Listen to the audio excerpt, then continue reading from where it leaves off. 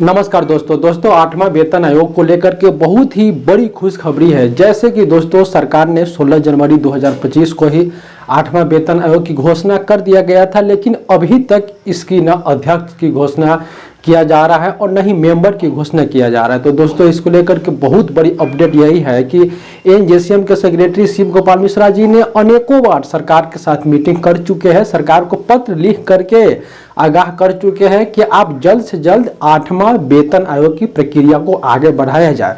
तो दोस्तों इसको लेकर के एक और बड़ी अपडेट यह आया है कि रेलवे की दोस्तों जो रेलवे के एक बहुत बड़े सोसाइटी है, जैसे कि railway senior citizen welfare society, दोस्तों यह रेलवे के रिटायर्ड कर्मचारियों का एक सोसाइटी है। इन्होंने 8वां वेतन आयोग को लेकर के प्रधानमंत्री के नाम से एक पत्र लिखा है, प्रधानमंत्री तक अपनी संदेश पहुंचाया है कि जल्द से जल्द 8वां वेतन आयोग की प्रक्रिया को आगे बढ़ाया जाए। दोस्तों जैसे कि मैं आपको बताता हूं, जैसे आप देख सकते हैं railway senior citizen welfare society ने प्रधानमंत्री को पत्र लिखा है to honourable prime minister of India requested for the editing of constitution and working of the 8th central pay commission, अर्थात 8th सेंट्रल पे कमीशन की जो कार्रवाई है उनको आप जल्द से जल्द आगे बढ़ाइए। इसके अलावा और भी जो यूनियन एसोसिएशन है वह भी प्रधानमंत्री के नाम से पत्र लिख चुके हैं।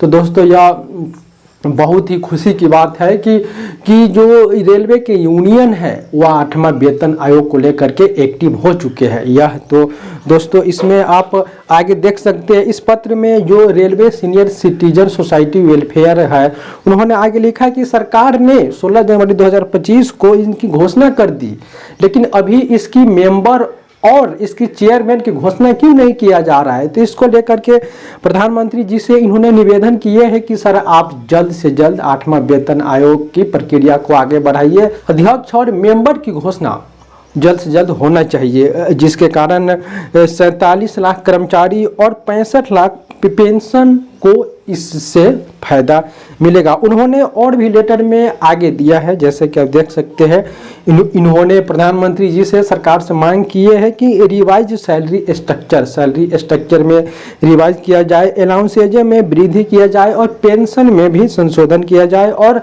TOR को फाइनल किया जाए और उनको सार्वजनिक किया जाए। दोस्तों अभी तक नहीं TOR फाइनल हुआ है, नहीं TOR को पब्लिकली किया गया है ताकि वेतन आयोग की आगे की प्रक्रिया को आगे बढ़ाया जाए। तो इन्होंने इस पत्र में TOR को लेकर के भी जिक्र किए हैं कि जल्द से जल्द TOR को फाइनल करे, मेंबर की घोषणा करे। इसके अलावा जो वेतन आयोग के तो चेयरमैन और मेंबर है उनकी सरकार से हम उम्मीद करते हैं कि जल्द से जल्द घोषणा करें। तो दोस्तों जो railway senior citizen welfare society है उन्होंने प्रधानमंत्री को एक संदेश भेजे हैं, प्रधानमंत्री को पत्र लिखे हैं कि जल्द से जल्द 8वां वेतन आयोग की प्रक्रिया को आगे बढ़ाइए और 1 जनवरी 2026 से 8वां वेतन आयोग को लागू कर दीजिए। आप नीचे दोस्तों देख सकते TS Kalra chairman railway senior citizen welfare society, जो दोस्तों TS कालरा है उन्होंने अपनी ओर से railway senior citizen welfare society की ओर से प्रधानमंत्री को एक पत्र लिखे है। उम्मीद करते हैं जल्द ही सरकार इस पे एक्शन लेगी और वेतन आयोग की चेयरमैन सदस्य की नियुक्ति जल्द की जाएगी। इससे पहले भी जो JCM भी अनेकों बार पत्र लिख चुके हैं, सरकार के ऑल इंडिया एम्प्लॉय फेडरेशन भी पत्र लिख चुके हैं कि वेतन आयोग की प्रक्रिया को आगे बढ़ाया जाए। दोस्तों वेतन आयोग में जो विलंब हो रही है इसका खास वजह आप चुनावी प्रोपेगेंडा भी समझ सकते हैं। सरकार जब चुनाव आती है तभी वह कुछ काम करती है, जैसे कि दिल्ली में चुनाव था तो 16 जनवरी 2025 को वेतन आयोग की घोषणा कर दिया। अब बिहार में चुनाव है तो अक्टूबर और नवंबर में उम्मीद है जल्द ही वेतन आयोग की चेयरमैन उनकी कमेटी की घोषणा कर दी जाएगी। और दोस्तों 1 जनवरी 2026 से वेतन आयोग को लागू होना था, लेकिन 1 जनवरी 2026 से वेतन आयोग अपना काम करना शुरू करेगी और इसमें मिनिमम से मिनिमम 1 साल का समय तो लग ही सकता है। पिछले बार की वेतन आयोग में 2 साल का समय लगा था, लेकिन मान लीजिए अभी डिजिटली जमाना है तो मिनिमम 1 साल का समय वेतन आयोग में लग सकता है। तो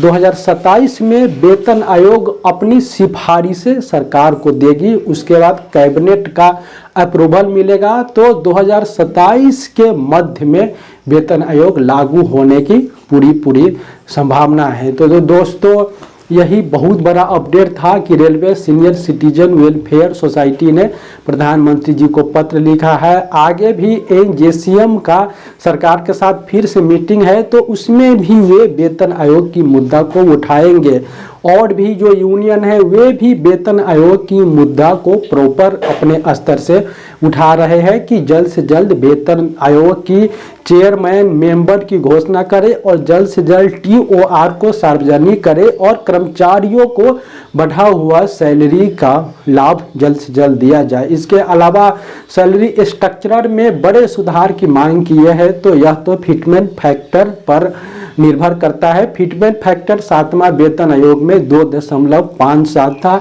इस बार फिटमेंट फैक्टर 2.86 जेसीएम के द्वारा प्रस्ताव दिया गया है कि 51,480 की बेसिक सैलरी होना चाहिए। खैर सरकार अब फिटमेंट फैक्टर कितना देती है यह तो वेतन आयोग गठन होगा, उनकी प्रक्रिया लागू होगा, उसके बाद पता चलेगा। खैर उम्मीद जताया जा रहा है जेसीएम के नेता और भी जो एसोसिएशन है वे बस अनुमान लगा रहे हैं कि 2.86 अगर मिलता तो कर्मचारियों के लिए बहुत ही अच्छा रहता है। खैर दोस्तों आगे जो भी अपडेट वेतन आयोग को लेकर के आएगा आपके पास में अपडेट बताते रहता हूँ। हमारे पास इसी प्रकार बने रहे।